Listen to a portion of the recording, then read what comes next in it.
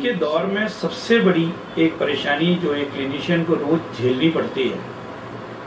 या ये कहिए कि रोज देखनी पड़ती है, उसके अंदर में मरीज बेचारा सबसे ज्यादा झेलता है और उस बीमारी को कहते हैं एसिडिटी या गैस। ये एक ऐसी बीमारी हो गई है, चाहे इंसान किसी भी दूसरी बीमारी से पीड़ित क्यों ना हो,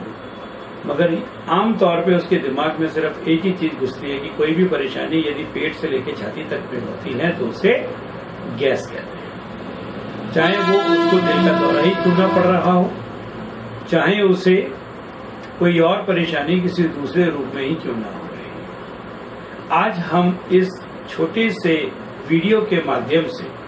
ये बताने की कोशिश करेंगे जिससे कि आम पब्लिक और हमारे कुछ जनरल प्रैक्टिशनर्स को ये आइडिया हो कि गैस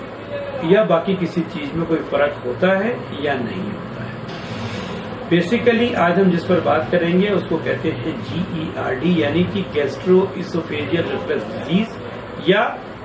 गैस जो कि छाती पर चढ़ती है पेट से होते हुए, जो कि लोगों को आमतौर पे महसूस होती है, जो कि हार्ट बर्न यानी कि छाती में जलन के रूप में महसूस होती है। आगे बढ़ते हुए हम इसमें यह देखना चाहते हैं कि आखिर ये बीमारी कितने लोगों को होती है, और देखा गया है कि एशिया महाद्वीप में इसका जो प्रेवलेंस है यानी कि जो आंकड़ा है वो करीबन 2 से 6% पॉपुलेशन इस बीमारी से पीड़ित है। ये बीमारी से इसलिए पीड़ित है कि खान पीन हमारे बहुत ही ज्यादा अव्यवस्थित है,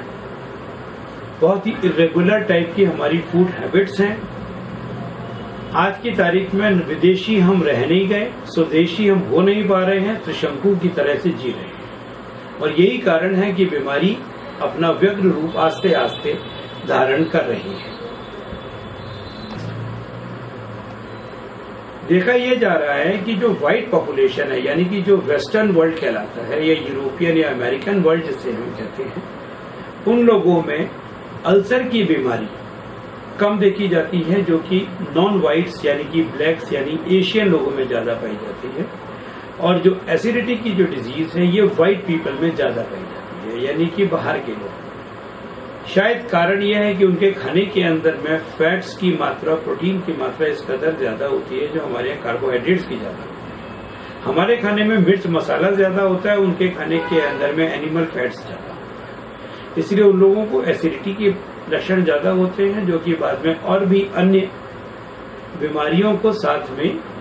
डेवलप कराते हैं। जबकि हमारे यहाँ पर मिर्च मसाला घी तेल मिलाकर के पेशेंट्स को एसिडिटी के साथ में अल्सर फॉर्मेशन भी पैदा करता है। GERD, जैसा कि मैंने कुछ क्षण पहले कहा था, गैस्ट्रोइसोफेजियल रिफ्लक्स डिजीज, इस बीमारी को 2 भागों में बांटा गया है, जो कि आमतौर पे ये बीमारी फूड पाइप की होती है, यानी कि खाने वाली नली। इसके अंदर में बीमारी नली के अंदर भी हो सकती है और नली के बाहर भी हो सकती है। कई बार जो बाहर की तरफ की चीजें होती है, यानी कि जिसको हम एक्स्ट्रा इसोफेजियल सिंड्रोम कहते हैं, वो अन्य कई कारणों के वजह से भी एसिडिटी के सिम्टम्स लाती हैं। जैसे कि कुछ लोग सफर यदि करते हैं आस्थमा से, यानी कि सांस के मरीज या दमा के रोगी, उनके अंदर में खांसने की वजह से जो इंट्रा एब्डोमिनल प्रेशर बढ़ता है उसके कारण से रिफ्लक्स कई बार ऊपर को आती है, और उन लोगों के अंदर में कुछ साइटोकाइन्स जो कि रिलीज होते हैं बॉडी से, और वो इस बीमारी को पैदा करने के लक्षण में सहायक हो जाते हैं। फेरेंजाइटिस या कि गले की बीमारी, उससे भी एसिडिटी ऊपर आती है। साइनोसाइटिस के लोगों में ऐसा होता है, और कई बार इन चीजों को सिंपल कफ सिंड्रोम जिसे कहते हैं, जो लोग काफी खांसते रहते हैं, उनके अंदर में भी एसिडिटी की संभावनाएं बढ़ जाती है। जबकि इसोफेजियल सिंड्रोम्स का मतलब होता है कि ये खास तौर पर फूड पाइप की यानी खाने की नली की बीमारी, जो कि बीमारी के मेन कारण एसिडिटी का जो खास कारण है वही कहलाती है। टिपिकल एसिड रिफ्लक्स जिसे कहते हैं, यानी कि पेट के अंदर में बनने वाली एसिड जब खाने की नली में प्रवेश करती है तो उसे टिपिकल एसिड रिफ्लक्स सिंड्रोम कहते हैं। ये कई चीजें पैदा कर सकती है यदि लंबे समय तक आदमी इससे पीड़ित रहे, जैसे कि यदि कई बार एक ही चीज पर प्रहार पड़ता रहे, यदि एसिड का प्रहार बार बार खाने के पाइप के ऊपर पड़ता रहेगा तो वह इसोफेजाइटिस यानी कि खाने की नली के निचले हिस्से में काफी हद तक सूजन पैदा करता है, जिसे एसोफेजाइटिस कहते हैं। लंबे अरसे तक यदि कहीं पर एसिड की मार लगातार पड़ती रहे तो वो सिकुड़ जाती है और उसे स्ट्रिक्चर कहते हैं, यानी कि एसोफेजियल स्ट्रिक्चर डेवलप हो सकता है। कई बार ये चीज लंबे अरसे तक यदि एसिड को आदमी लगातार झेलता रहता है तो आमतौर पे ये बैरेट्स एसोफेगस का रूप लेती है, जो कि प्री कैंसरस स्टेज होती है खाने की नली के कैंसर की। और यदि देखा यह भी गया है कि लंबे अरसे तक सफर करने वाले मरीजों में कई बार इसोफेजियल एडिनोकार्सिनोमा यानी कि खाने की नली का कैंसर तक डेवलप हुआ है। बट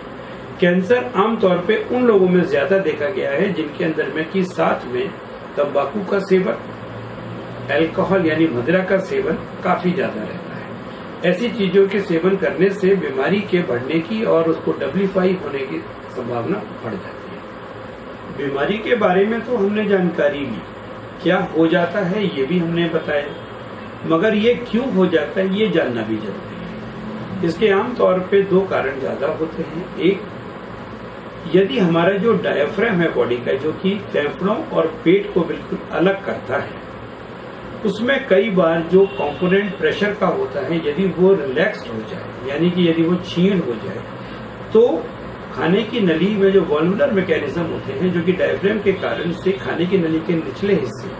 जिसको कि लोअर इसोफेजियल स्फिंक्टर कहते हैं,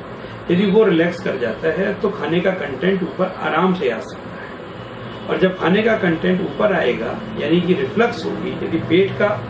कोई भी पदार्थ ऊपर की तरफ जाएगा तो पेट में क्योंकि N/10 HCl होता है, जिसको हाइड्रोक्लोरिक एसिड कहते हैं, तो यूजुअली वो उस एसिड का यदि प्रहार पड़ेगा खाने की नली के हिस्से पर, चाहे वो नीचे के 2 सेंटीमीटर में पड़े या 5 सेंटीमीटर तक पड़े, नुकसान खाने की नली को होगा, जिससे कि एसोफेजाइटिस या स्ट्रिक्चर, जो मैंने कुछ क्षण पहले कहा, वो डेवलप होने की संभावना रहती है। दूसरा एक और कारण होता है कि यदि हमारे खाने की नली की वेव पैटर्न, जिसको कि हम पेरिस्टाल्सिस कहते हैं, यदि ये प्रॉपर ना हो और इरेगुलर हो, तब भी ये प्रॉब्लम ज्यादा बढ़ सकती है। या तो खाना प्रॉपर तरीके से अंदर जाना रहा हो, या फिर काफी समय तक खाना अंदर रहे, या फिर पेशेंट की जब डिसमोटिलिटी होती है, यानी कि यदि ढंग से नली का चलना, जिसे कहते हैं कि जो एक वेव पैटर्न होता है, जिससे कि हम जब भी कुछ खाते हैं तो खाना खाने की नली से पेट में जाता है, यदि वो डिसमोटिलिटी होती है तो कई बार इसोफेगस की इन्फ्लेमेशन होने लगती है। ये सब चीजें ऑफ कोर्स दवाइयों से, यानी कि गोलियों से आसानी रूप से सुधारी जा सकती है। बीमारी होने का एक और अन्य कारण, दैट इज GERD होने का एक और अन्य कारण होता है ओबेसिटी, यानी कि मोटापा, जो कि आमतौर पे इंडियन पॉपुलेशन में ज्यादा पाया जाता है वेस्टर्न पॉपुलेशन के मुकाबले में। वेस्टर्न पॉपुलेशन में वाकई में दो प्रकार के लोग होते हैं, या तो वो आमतौर पे काफी हेल्थ कॉन्शियस होते हैं, या जैसे अमेरिकन पॉपुलेशन में कुछ ज्यादा ही मोटे लोग पाए जाते हैं, जो यूरोपियंस में कम पाए जाते हैं। बट हमारी पॉपुलेशन के अंदर में आपने देखा होगा कि मैक्सिमम लोगों की एक वेट निकला हुआ मिलता है, जिसको कि हम लोग ट्रंकल ओबेसिटी कहते हैं। Obesity is directly linked with the strongest possible evidence of GERD, यानी कि जितने भी लोगों के अंदर मोटापा ज्यादा होता है, जिनके की पेट फूला हुआ निकला हुआ रहता है, ऐसे लोगों के अंदर में GERD होने की संभावना अत्यधिक बढ़ जाती है। एक और कारण होता है कि यदि हमारे अंदर कब्ज की शिकायत है, या जिसको हम एब्नॉर्मल गैस्ट्रिक एम्प्टिंग कहते हैं, तो यदि खाना काफी लंबे अरसे तक पेट में पड़ा रहता है और यदि ढंग से समय से पेट से आंतों में पार नहीं होता है, तो ऐसी कंडीशन के अंदर में जब खाना लंबे अरसे तक पेट में पड़ा रहेगा तो रिफ्लक्स की संभावनाएं ज्यादा बढ़ जाती हैं। और abnormal gastric emptying contributes a good number of GERD patients increasing, because कि हमारा इंट्रा गैस्ट्रिक प्रेशर, यानी पेट का प्रेशर काफी बढ़ जाता है, जिसकी वजह से रिफ्लक्स होने की संभावना बढ़ जाती है। एसिडिटी, सिम्टम्स, एसोसिएटेड डिजीजेस, इन सब चीजों को समझने के बाद एक लास्ट एंड फाइनल लाइन रह जाती है बीमारी की नेचुरल डिजीज के बारे में, और वो होती है कि देयर इज अ कंडीशन, जैसे मैंने कहा कि डायफ्रामेटिक एब्नॉर्मेलिटी से जो लोअर इसोफेजियल स्फिंक्टर हमारा रिलैक्स हो जाता है, जो कि खाने के कंटेंट्स को यानी पेट के कंटेंट्स को रिफ्लक्स के रूप में ऊपर देता है, क्योंकि इंटरगैस्ट्रिक प्रेशर इंक्रीज कर जाते हैं और लोअर इसोफेजियल स्फिंक्टर जब रिलैक्स्ड हो जाता है तो आसानी से खाना ऊपर को आ सकता है। इस कंडीशन के अंदर में जिसको कहा जाता है उसे हाइटस हर्निया कहते हैं। हाइटस हर्निया का मतलब जो जंक्शन है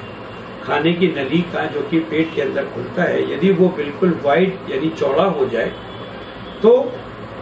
पेट का एक हिस्सा तक कई बार प्रेशर के कारण से खाने की नली में आ जाता है। इस हाइटस हर्निया को रोका जा सकता है दवाइयों के द्वारा, क्योंकि मैं धीरे आगे बताऊंगा आपको कि किस ड्रग्स से ये फायदा होता है। और एक बैक्टीरिया होता है हमारे पेट के अंदर जिसे कि हम एच पाइलोरी कहते हैं। बहुत प्रिवलेंस है आज की तारीख में वर्ल्ड ओवर इस बैक्टीरिया की। नॉर्मल कमेंसल है बॉडी में, हर इंसान के अंदर में लेस देन 30% प्रिवलेंस होता है, मगर जब इसका प्रिवलेंस बढ़ जाता है तो यूजुअली पाया जाता है कि ये काफी तगड़ी गैस की फॉर्मेशन करता है। बेसिकली ये जो बैक्टीरिया है उसे यूरिएज एंजाइम रिलीज होता है जो काफी ज्यादा एसिडिटी को बढ़ावा देता है। इसको इलाज करने से अपने आप इस बीमारी की रोकथाम की जाती है, मगर इस बैक्टीरिया का होना एक फायदेमंद है हमारी जैसे देश के अंदर, कारण कि ये कैंसर होने में रोकने में सहायक होता है। इसीलिए कहा जाता है कि एडिनोकार्सिनोमा का जो इंसिडेंस वर्ल्ड वाइड इंक्रीज कर रहा है, मगर अंडर डेवलप्ड या हमारी जैसी डेवलपिंग कंट्रीज में एच पाइलोरी का इंसिडेंस क्योंकि हाई है, इसलिए कैंसर होने की संभावनाएं क्षीण हो जाती हैं या कम हो जाती हैं। देखा जाए तो वेस्टर्न वर्ल्ड में जो मेजर कॉज ऑफ डेथ है वो किसी न किसी किस्म का कैंसर है। हमारे देश के अंदर में मेजर कॉज ऑफ डेथ इसलिए कैंसर आज दिन तक नहीं है। दो शब्द कहना चाहूंगा इस बीमारी के बारे में, खास करके इसके सिम्टम्स के बारे में। अब होता क्या है कि हमने बीमारी की इंट्रिकेसी के बारे में तो पता कर लिया, मगर मेनली जो सिम्टम्स होते हैं उनको भी मालूम होना निहायत जरूरी होता है, जो बहुत ही कॉमन होते हैं और जो आए दिन हर आदमी इसको महसूस करता है। कई बार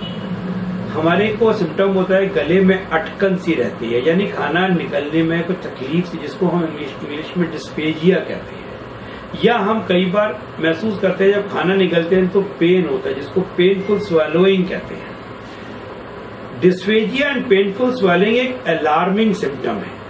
जबकि सिंपल सा छाती में जलन सा होना या गले में खट्टा पानी आ जाना या खट्टा या पानी का एक कुछ कण हमारे मुंह की तरफ अंदर की तरफ आ जाना, जिसको कि हम लोग वेल्चिंग विद रेचिंग कहते हैं या बर्पिंग कहते हैं, वो उतने अलार्मिंग नहीं होते हैं। सिर्फ और सिर्फ एक चीज जरूरी है कि यदि कोई एल्डरली आदमी है, यानी कि जिसकी की उम्र आमतौर पे 40 से ऊपर, जिसको मिडिल एज कहते हैं, या 50 के ऊपर 60 के ऊपर, जिसको कि आप एल्डरली कहते हो, इन लोगों के अंदर में यदि कभी भी कोई भी आदमी कंप्लेन करता है कि छाती में दर्द हो रहा है, ऐसे में आमतौर पे सिर्फ गैस ना समझते हुए या जीआरडी ना समझते हुए ईसीजी अवश्य करें, जिससे कि ये रूल आउट हो जाए कि ये कार्डियक चेस्ट पेन तो नहीं, मतलब दिल के वजह से तो नहीं, कोई एंजाइना या कोई हार्ट अटैक डेवलप तो नहीं कर रहा। और यदि ईसीजी नॉर्मल आता है तो 99% ये और कुछ नहीं होता सिवाय एक एसिडिटी सिम्टम के, जिसको कि जीआरडी कहा जा सकता है। मैं फिर कहूंगा कि डिस्फेजिया होना यानी खाना निगलने में तकलीफ होना या खाना निगलने में दर्द होना, ये पेनफुल स्वेलोइंग या डिस्फेजिया को हमेशा एक अलार्मिंग सिम्टम के रूप में लेना चाहिए। किसी मरीज को यदि चोकिंग अटैक से होते हैं, यदि खाना खाते खाते उसे चोकिंग लगती है, तो ऐसे मरीज के अंदर में एक एंडोस्कोपी जिसे कहते हैं वो होना निहायत जरूरी है, जिससे कि बीमारी का ग्रेड यानी जीआरडी किस ग्रेड पर है, या उस मरीज को कोई अर्ली कैंसर या बैरेट्स एसोफेगस होने की संभावना तो नहीं हो रही, या उसे कैंसर डेवलप तो नहीं हो रहा, ये चीज क्लियर की जा सके। So endoscopy is the gold standard in the diagnosis of GERD. लेकिन ऐसा नहीं कि जो भी मरीज आया उसकी की जाए, जिसमें कि टिपिकल सिम्टम्स होते हैं उनमें एंडोस्कोपी सबसे ज्यादा अच्छी और एक बहुत ही सिंपल सी, जिसको कहते हैं आउट प्रोसीजर इन्वेस्टिगेशन है और बहुत ही ज्यादा फायदेमंद है नॉर्मल मरीजों के लिए। डायग्नोसिस अर्ली स्टेज पर होता है तो ट्रीटमेंट भी बहुत अच्छे से और आसानी से हो जाता है। जैसा कि एंडोस्कोपी के बारे में मैंने कहा, इसी तरीके से एक जांच हुआ करती थी पहले, जो आज भी होती है, जिसको कि हम बेरियम मील स्वेलो कहते हैं। बेरियम मील स्वेलो एक इन्वेस्टिगेशन उस जमाने में ज्यादा कारगर थी जब हमारे पास एंडोस्कोपी की सुविधा कम थी और हर शहर में उपलब्ध नहीं थी। आज की तारीख में मैं यही कहना चाहूंगा कि एक चीज जो आप नेगेटिव रूप में देख रहे हो, यानी कि एक एक्सरे में देख करके डायग्नोसिस कर रहे हो, या वो बेहतर नहीं है, बल्कि मेरे हिसाब से बेहतर वह चीज है जो कि आप अपनी आंखों से खुद देख रहे हो, दैट इज एंडोस्कोपी। जो चीज की आप नली डालकर अंदर देख लेते हो कि बीमारी वाकई में अलार्मिंग है, अलार्मिंग नहीं है, सिंपल जीआरडी हो रहा है, पेशेंट को मामूली सी रिफ्लक्स है, किस ग्रेड की इसोफेजाइटिस है, या पेशेंट को कैंसर डेवलप होने की संभावना है, या कैंसर डेवलप हो चुका है।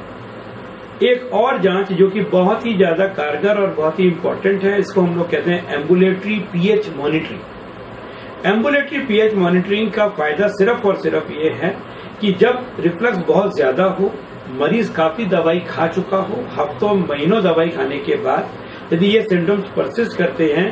तब हमें अपने सर्जिकल फ्रेंड्स की जरूरत पड़ती है, उनकी सहायता की जरूरत पड़ती है फॉर करेक्टिव सर्जरी, जहां की ये एहसास होता है कि पेशेंट को या तो बहुत ही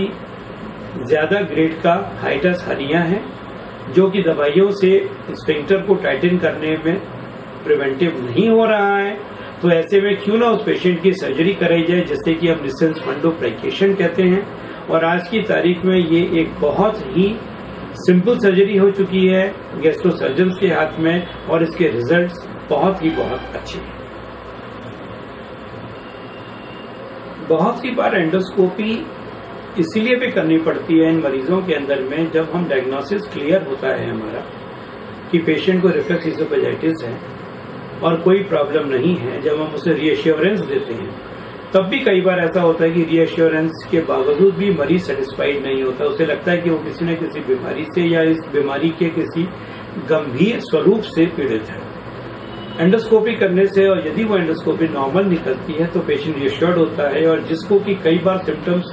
ज्यादा साइकोसोमेटिक हो जाते हैं, वो भी ऑटोमेटिकली रिलीव होने शुरू हो जाते हैं, जो कई बार दवाइयां देने के बावजूद भी प्रॉपर रूप से ठीक नहीं होते हैं। या फिर एंडोस्कोपी की जरूरत तब होती है यदि मरीज को मुंह से खून आया हो उल्टी करते वक्त, या उसका, जैसे मैंने पहले कहा है, कि उसको खाना निगलने में काफी तकलीफ हो, या पेशेंट को पेनफुल स्वेलोइंग यानी कि खाने निगलने में दर्द हो रहा हो, या पेशेंट को वेट लॉस हो रहा हो, या पेशेंट के पेट में हम इन सिम्टम्स के साथ में जनरल एग्जामिनेशन में हाथ रखने पर पेट पर यदि हमें फील हो रहा हो, तब भी एंडोस्कोपी की जरूरत कहीं ज्यादा होती है। बेरियम स्वेलो की उतनी ज्यादा इंपॉर्टेंस इसलिए नहीं है क्योंकि ये एक इनडायरेक्ट असेसमेंट देती है, जो कि बहुत क्लियर और बहुत ही एप्रोप्रिएट नहीं कह सकते। एम्बुलेटरी 24 आवर पीएच मॉनिटरिंग, जो मैंने अभी कुछ क्षण पहले कहा, उसका ये एडवांटेज होता है कि सर्जरी के लिए ये सबसे इम्पोर्टेंट डायग्नोस्टिक टूल होता है, और सर्जरी 100% थेराप्यूटिक होती है और 100% पेशेंट को ठीक करने में सहायक होती है। इसलिए हमारा ऑब्जेक्टिव होता है हर किसी पेशेंट को जो कि जीआरडी से पीड़ित है, कि उसका सिम्टम्स नॉर्मल हो जाए, उसकी क्वालिटी ऑफ लाइफ इम्प्रूव कर जाए, उसकी जो इसोफेजाइटिस हो रही है वो टोटली हील हो जाए, और आने वाली कोई भी कॉम्प्लिकेशन उस पेशेंट की नॉर्मल आ जाए। गलती से भी कॉम्प्लिकेशन ना हो, ये ही एक हर डॉक्टर की इच्छा होती है, और अर्ली ट्रीटमेंट से हमेशा बेटर रिजल्ट ही मिलते हैं। ट्रीटमेंट, जैसा कि थोड़ा बहुत पहले भी अभी डिस्कस हुआ, इसके बारे में यही कहना चाहूंगा, हर इंसान को मालूम होता है, चाहे वो डॉक्टर है या एक लेमैन है, हर एजुकेटेड नॉन एजुकेटेड पर्सन को पता है कि यदि कोई चीज ऊपर को आ रही है उसको, तो यदि वो सीधा लेटेगा बिस्तर के ऊपर तो परेशानी आ सकती है। ऐसे में वो खुद ही अपना हेड एंड रेज कर लेते हैं, या हम लोग जिसे समझाते हैं उनको कि एलिवेशन ऑफ बेड हेड, यानी कि सिराने की तरफ कम से कम 9 इंच से 12 इंच यदि आप टेढ़ा होकर के सोते हैं, या जिसको कि स्लैंट पोजीशन कहते हैं, उससे रिफ्लक्स होने में यूजुअली आराम मिलता है और रिफ्लक्स कम हो जाता है। ओबेसिटी, जैसा कि हमने कहा कि इंट्रागैस्ट्रिक प्रेशर्स ओबेस पेशेंट यानी कि मोटापे की वजह से बहुत ज्यादा बढ़ जाते हैं और रिफ्लक्स की संभावनाएं बढ़ जाती हैं, ऐसे लोगों के अंदर में ओबेसिटी का इलाज तो जो करेंगे सो करेंगे ही, चाहे वो बैरिएट्रिक सर्जरी से हो, एक्सरसाइज से हो, डाइट से हो, लेकिन रिफ्लक्स का इलाज कम से कम इन लोगों के अंदर में भी हेड एंड रेस करने से बेहतर होता है। अल्कोहल एंड स्मोकिंग, हम सब जानते हैं कि ये दोनों ही चीजें बहुत बहुत नुकसानदायक होती हैं, लेकिन फिर भी आजकल पता नहीं क्या स्टेटस सिंबल है कि अल्कोहल स्मोक किए बिना इंसान को सोसाइटी का इंसान नहीं माना जाता है। मगर कहना यह है मेरा कि यदि ये चीजें अवॉइड की जाएं तो 50% से ज्यादा बीमारियों को दूर रखा जा सकता है, क्योंकि अल्कोहल ज्यादा हो जाती है उस मात्रा के अंदर में या कम, it aggravates symptoms of GERD, so it should be reduced to the minimum, या कहूंगा कि इनको बिल्कुल बंद किया जाए तो बेहतर होगा। स्मोकिंग से भी रिफ्लक्स काफी एग्रावेट होती है और पॉसिबिलिटी होती है बैरेट्स इसोफेगस डेवलप करने की, यानी कि इसोफेगस के लोअर एंड की जो सूजन आने की संभावना बनती है, जो कि बाद में उस म्यूकोसा में चेंजेस ला देती है, जिसको बैरेट्स कहते हैं, और वही आगे चलकर कैंसर बन जाता है। इन चीजों को बचाने के लिए ये चीज निहायत जरूरी है। मोस्ट इम्पोर्टेंटली हमारा खान पान बहुत ही ज्यादा खराब है, डाइट मॉडिफिकेशन बहुत इंपॉर्टेंट है। डाइट मॉडिफिकेशन जो इम्पोर्टेंट है उसको कहिए कि हम फैटी एंड स्पाइसी फूड को अवॉइड करें। कुछ ड्रिंक्स जैसे कि कोला ड्रिंक्स होती है वो जितनी कम दी जाए उतना अच्छा है। आपने हमेशा से खुद अपने आप में अख्तियार किया होगा कि जब भी कोई कोला ड्रिंक या कोई एरेटेड प्रोडक्ट आप पीते हो उसके बाद में काफी लंबे अरसे तक इंसान को उसी चीज की डकारें आ रही होती है, जिससे कि खाने का कंटेंट भी ऊपर आता है और एसिड जब आपको फिर से वहां पर प्रहार करेगी खाने की नली पर तो GERD तो डेवलप होगी ही, साथ में कॉम्प्लिकेशंस भी डेवलप होने की पूरी संभावना रहती है। ज्यादा कॉफी पीना, ज्यादा ऑरेंज जूसेस या टोमेटो जूसेस या कोई भी जूस लेना, हर चीज एक्सेस में नुकसान करती है। मॉडरेशन हर चीज के लिए अच्छा होता है। यदि हम स्ट्रिक्ट डाइटरी एडवाइजेस पर अपने आप को चलाएं तो कभी कभार यदि हम उसको कॉम्प्लाई नहीं भी करते हैं तब भी बीमारी की संभावनाएं घटती हैं। Late meals and large meals, इन दोनों को अवॉइड करना चाहिए। खाने का एक हमेशा नियमित समय करना चाहिए। मरीज हो, डॉक्टर हो, पढ़ा लिखा इंसान कोई भी हो, किसी भी किस्म के व्यवसाय से जुड़ा हुआ हो, खाना समय से लें। रात का खाना यूजुअली सोने से 2-2.5 घंटे पहले लेने से उसको पचाने में यह आसान रहता है। खाने के तुरंत बाद ना लेटें, क्योंकि उसके बाद आपकी बॉडी के एक्शंस यूजुअली लेस हो जाते हैं,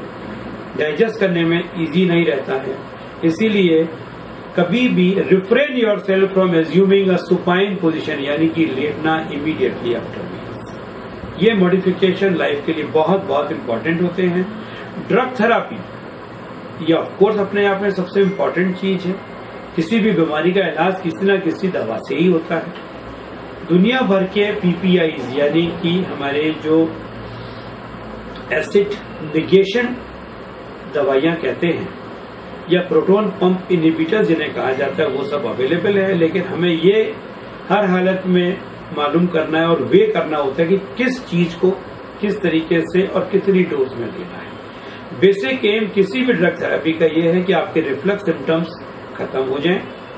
इसोफेजाइटिस हील हो जाए, कॉम्प्लिकेशन ना हो और पेशेंट आमतौर पे इस तरीके की ड्रग या मेडिसिन ले जिससे कि वो कंप्लाई कर पाए। कई बार जब ज्यादा गोलियां होती हैं तो मरीज यूजुअली उसको कट आउट खुद कर देता है, प्रॉपर तरीके से कंप्लाई नहीं करता, इंस्ट्रक्शंस क्लियर देने के बावजूद भी हैंसफोर्थ ट्रीटमेंट इनकम्प्लीट रह जाता है। हमारा बेसिक इंटरेस्ट रहता है कि हम पेशेंट को जो चॉइस ऑफ थेरेपी दें वो पेशेंट के एडवांटेजेस में इस तरीके से कि हो वो कॉस्टली ना हो, कॉस्ट इफेक्टिव हो, उसकी जो पोटेंशियल इम्पोर्टेंस है या ट्रीटमेंट की एफिकेसी है वो ज्यादा से ज्यादा हो, कम समय में ज्यादा असर दे, एंड पॉइंट उसका सिम्टम रिलीफ होना चाहिए। 2 तरीके की थेरेपी हम लोग देते हैं, एक स्टेप डाउन ट्रीटमेंट कहते हैं, एक स्टेप अप थेरेपी कहते हैं। स्टेप अप थेरेपी के अंदर में यूजुअली हम लोग ओवर ट्रीटमेंट को अवॉइड करना चाहेंगे, क्योंकि ऐसे पेशेंट्स में धीरे धीरे डोज को बढ़ावा होता है। स्टेप डाउन के अंदर में हाई डोज से ट्रीटमेंट शुरू करके लो डोज पर पेशेंट को जल्दी से लाया जा सकता है और उससे बहुत ही एडिक्वेटली ट्रीटमेंट्स कंट्रोल होते हैं, रिस्क मैनेजमेंट कंप्लीट होती है और कॉस्ट ऑफ केयर मिनिमाइज होकर के लॉन्ग टर्म थेरेपी की जरूरत नहीं पड़ती है। तो आमतौर पे रिकमेंडेशन हमारी यही रहती हैं कि थेरेपी वो हो जो लॉन्ग टर्म ना देनी पड़े, थेरेपी वो हो जो कॉस्ट इफेक्टिव हो, थेरेपी वो हो जो कि कॉम्प्लिकेशंस को हील अप कर जाए और डील करने की नौबत ना आने दे, कैंसर होने की संभावना से पहले उसको बचा लिया जाए। यदि मरीज डाइट मॉडिफिकेशंस थेरेपी को स्ट्रिक्ट तरीके से स्ट्रिक्ट करता है, स्ट्रिक्टली उसके साथ में कंप्लाई करता है, तो आमतौर पे ऐसे मरीज के अंदर में acid suppressant therapy with diet modification अच्छे से अच्छा प्रभाव देती है और पेशेंट को आमतौर पे ऐसी कोई दिक्कत नहीं होती है। कई तरह की थेरेपी, जैसे मैंने बोला कि अभी प्रोटॉन पंप इनहिबिटर है, इसी तरीके से पहले दिए जाते थे, उनको हम H2RA रिसेप्टर एंटागोनिस्ट कहते थे, जो कि हम सब जानते हैं कि वो एसिलॉक या आरलॉक के रूप में या जिंटेक के रूप में मिला करता है, जो आज की तारीख में बहुत ही कॉमनली अवेलेबल मेडिसिन हैं हमारी कंट्री में।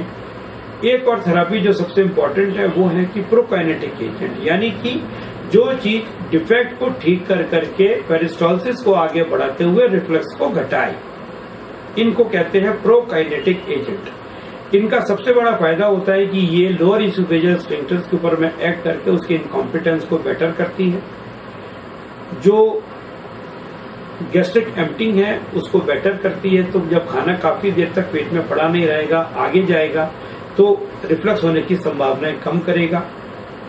इन थेरेपी के अंदर में एसिड सप्रेशन ऑटोमेटिकली, यदि साथ में प्रोटॉन पंप इनहिबिटर्स दे दिए जाते हैं तो वो बेटर होते हैं। और कुछ जो ड्रग्स पहले जो थी, जो खराब थी, उनको ऑलरेडी विड्रॉ कर लिया गया, जैसे कि सिसोप्राइड थी जो कि हार्ट के ऊपर में असर करती थी, तो उसको मार्केट से ऑलरेडी आउट कर दिया। प्रोकाइनेटिक एजेंट्स का combination along with the proton pump inhibitor gives the best result in treating GERD। Proton pump inhibitor आपकी चॉइस है, आप क्या लेते हो, चाहे वो पेंटाप्राजोल हो, चाहे वो रेमिप्राजोल हो, या आज की तारीख में लेटेस्ट इलाप्राजोल हो। तीनों ही दवाइयां बेहतरीन दवाइयां हैं, लेकिन देखा यह गया है कि रेमिप्राजोल का एक्शन पेंटाप्राजोल से ऊपर अच्छा होता है। जो लोग पेंटाप्राजोल से एक्ट नहीं कर पाते, उनमें रेमिप्राजोल देने का फायदा मिलता है। 8 से 12 हफ्ते की थेरेपी बहुत से बहुत अच्छी होती है,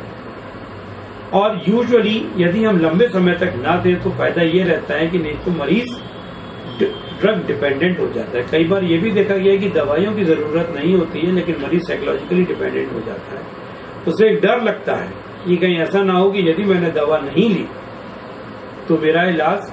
या मेरे जो कोई कॉम्प्लिकेशन होने की संभावना हो जाएगी और मैं ठीक से नॉर्मल नहीं हो पाऊंगा। ऐसे में बेहतर यही है कि हमें जो फ्यूचर है हमारा वो एसिड सप्रेशन थेरेपी का, वो ऐसा है कि हमें दवा वो दें जो कि दिन से लेकर रात तक एक्ट करे। लॉन्ग एक्टिंग मेडिसिन हमारे पास अवेलेबल हैं, चाहे वो मेप्राजोल हो, पेंटाप्राजोल हो, रेमिप्राजोल हो, इलाप्राजोल हो, और साथ में प्रोकाइनेटिक एजेंट दिया जा सकता है, चाहे वो लिवोसल्फराइड हो या वो डोम्पेरिडोन हो या जो भी। इनके इफेक्ट सबके अच्छे होते हैं। अल्टीमेट गाइडलाइंस चाहे वो हिंदुस्तान में बनी हो, चाहे वो अमेरिका में बनी हो, चाहे वो कनाडा में बनी हो, सबका एक ही इफेक्ट होता है कि लाइफस्टाइल मॉडिफिकेशन इंपॉर्टेंट है, एंटीसेक्रेटरी थेरेपी देनी होती है, जो चेस्ट का पेन है, रिफ्लक्स सिंड्रोम का, उसको हमें ट्रीट करना है, चाहे उसमें simple combination of PPI with prokinetic हो या साथ में आप कोई एंटासिड भी ऐड करें। एसोसिएटेड सिम्टम्स जो मरीज के हो या एसोसिएटेड डिजीजेज जिनको हम कोमॉर्बिड कंडीशन कहते हैं, चाहे वो अस्थमा है, लारिंजाइटिस है, सिंपल कफ है, उनको एडिक्वेटली साथ ही साथ ट्रीट करना चाहिए जिससे कि इलाज कंप्लीट हो सके। मैनेजमेंट गाइडलाइंस किसी की भी हो, कोई भी हो, हमें कायदे से मरीज टू मरीज ट्रीटमेंट टेलर मेड करना होता है और उसी के हिसाब से मेंटेनेंस ऑफ थेरेपी देनी पड़ती है। कहा जाता है कि 8 से 12 हफ्ते बहुत होता है, लेकिन कई बार देखने में मिलता है कि मरीज 2 हफ्ते में भी ठीक हो जाता है और कई बार उसी मरीज को 16 से 18 हफ्ते क्या बल्कि 24-24 हफ्ते तक भी थेरेपी देनी पड़ती है। एक फायदा जरूर है आज की तारीख में कि जो पीपीआई मार्केट में अवेलेबल हैं उनके साइड इफेक्ट ऐसे नहीं है, क्योंकि लॉन्ग टर्म देने पर मरीज को किसी किस्म का कोई भी कॉम्प्लिकेशन पैदा करे। PPI can be given over a long period of time without having any side effect. So ultimate friends यही है कि ये एक ऐसी कॉमन डिजीज है जिसके अंदर कॉम्प्लिकेशंस उतनी ज्यादा नहीं है यदि इलाज टाइम से हो जाए, और यदि हम diet modification, lifestyle modification, drug therapy, early consultation to the doctor with symptoms यदि हम जल्दी करते हैं तो इलाज होने में कोई भी रुकावट नहीं आ सकती। चाहे कोई भी बीमारी हो, इलाज संभव है। समय से इलाज करने का मतलब होता है कि आप अपने आप को बचाव के साथ में रखते हैं और बीमारी से जूझने की जरूरत नहीं।